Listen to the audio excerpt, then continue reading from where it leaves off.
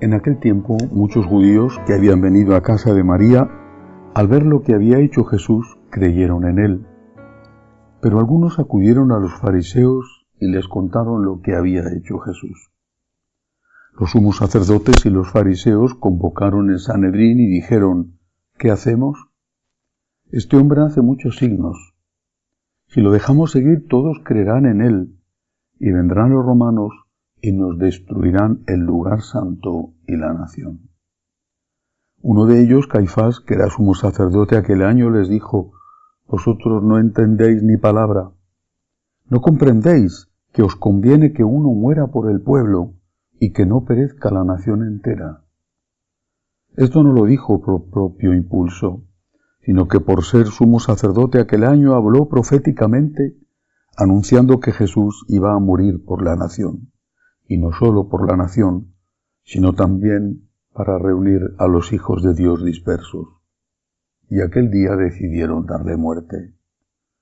Por eso Jesús ya no andaba públicamente entre los judíos, sino que se retiró a la región vecina al desierto, a una ciudad llamada Efraín, y pasaba allí el tiempo con los discípulos. Se acercaba la Pascua de los judíos y muchos de aquella región subían a Jerusalén antes de la Pascua para purificarse. Buscaban a Jesús y estando en el templo se preguntaban: ¿qué os parece? ¿Vendrá a la fiesta? Los sumos sacerdotes y fariseos habían mandado que el que se enterase de dónde estaba les avisara para prenderlo. Palabra del Señor. Gloria a ti, Señor Jesús. Es posible que este texto, y que incluso el propio prendimiento o muerte de Cristo, se entienda mejor desde la perspectiva nacionalista, desde la perspectiva de búsqueda de la independencia con respecto a Roma, que se vivía dentro de Israel y que estalló unos años más tarde en la guerra contra los romanos, guerra que concluyó, que terminó en el año 70 con la destrucción completa, el arrasamiento completo de Jerusalén y, según fuentes autorizadas, entre muertos y esclavizados fueron más de 1 millón de personas, porque tuvo lugar en el momento de la Pascua, cuando la ciudad estaba desbordada de peregrinos.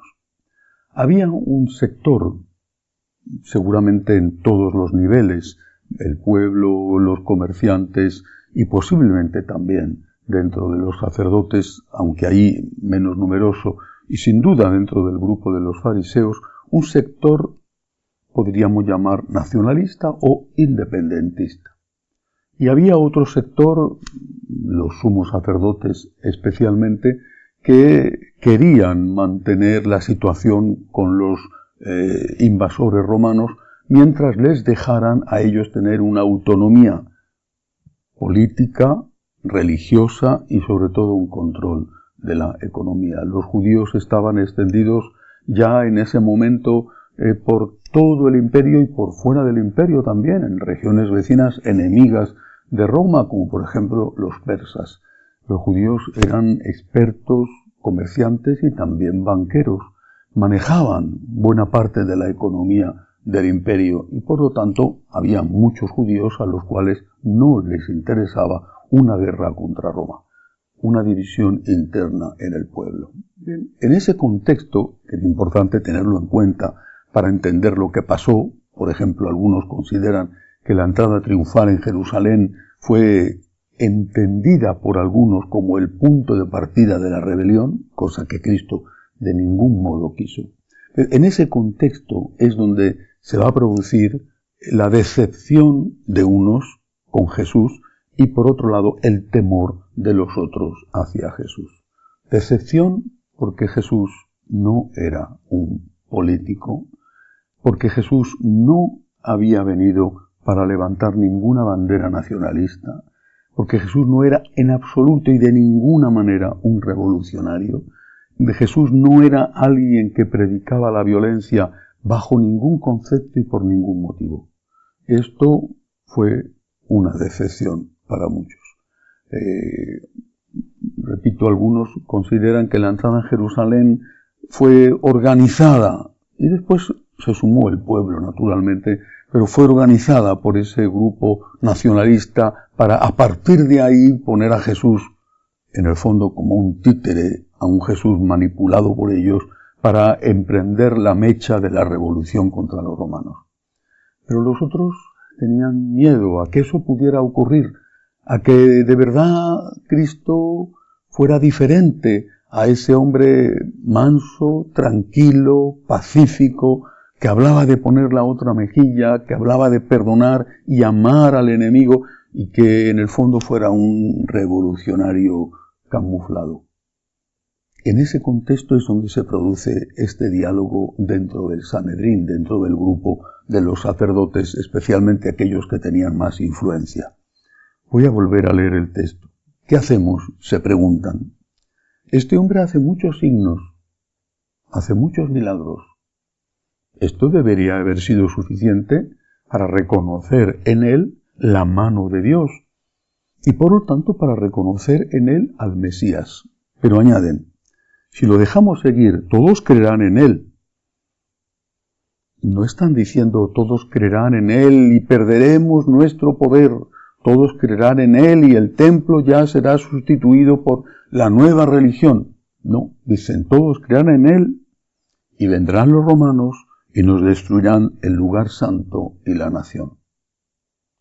No se están planteando si Jesús, a pesar de los milagros, era el enviado que ellos mismos estaban esperando, el Mesías tan esperado, tan soñado. No se están preguntando eso, se están preguntando si las consecuencias pueden ser negativas para lo que diríamos, usando un término que no es de nuestra lengua, el statu quo, es decir, si las consecuencias podrían ser negativas para esa relación a que habían llegado ellos, los sumos sacerdotes, con los romanos, por lo cual se repartían de alguna manera el poder en Israel. Tenían miedo a perder su estatus, tenían miedo a que Jesús les pudiera perjudicar y no era eso en absoluto lo que buscaba el Señor. Quería purificar el templo, no destruirlo. Pero Jesús era inocente y eso no les importaba. Jesús era alguien que no tenía nada que ver con los planes revolucionarios de derramamiento de sangre, pero no les importaba. Ni les importaba a los que querían utilizarle para eso, ni les importaba a los que tenían que haber investigado más para darse cuenta de que no era así. Simplemente tenían miedo a perder su situación. Es la razón de Estado. No se busca al inocente. No se busca salvar al que no es culpable. Se busca acabar con el que tenga que ser eliminado con tal de que no resulte perjudicado un interés que se supone que es superior y que en realidad no es más que el egoísmo. Jesucristo fue víctima de ese interés, de esa razón de Estado, y eso vale para siempre, no solamente para aquella época, y también hoy hay que planteárselo. Si en realidad somos cómplices de condenar a inocentes porque conviene para evitar otras cosas, aunque a cambio personas que no tienen culpa tengan que padecer las consecuencias de algo que no han hecho. Añaden ellos, añade Caifás, que era el sumo sacerdote ese año, y dice, vosotros no entendéis mi palabra, reprocha a sus compañeros en el Sanedrín. No comprendéis que os conviene que uno muera por el pueblo y que no perezca la nación entera. Está dando la vuelta a la misma idea. No importa si este hombre es inocente o no es inocente. Le tenemos que matar. ¿Por qué? Porque quizá pueda ser peligroso. Quizá pueda ser utilizado por los que quieren la revolución y quizá eso pueda tener consecuencias. De hecho, insisto, unos cuantos años más tarde así sucedió. Pero no se daba cuenta Caifás, los apóstoles meditando después lo ven muy claro, San Juan lo recoge a continuación, no se daba cuenta Caifás que estaba llevando a cabo, al decir esto y después al ejecutarlo, una antigua profecía. El cordero inocente, llevado al matadero. Sus heridas nos han curado. Él cargó en sus espaldas con nuestros crímenes, Él pagó con su sangre derramada por nosotros.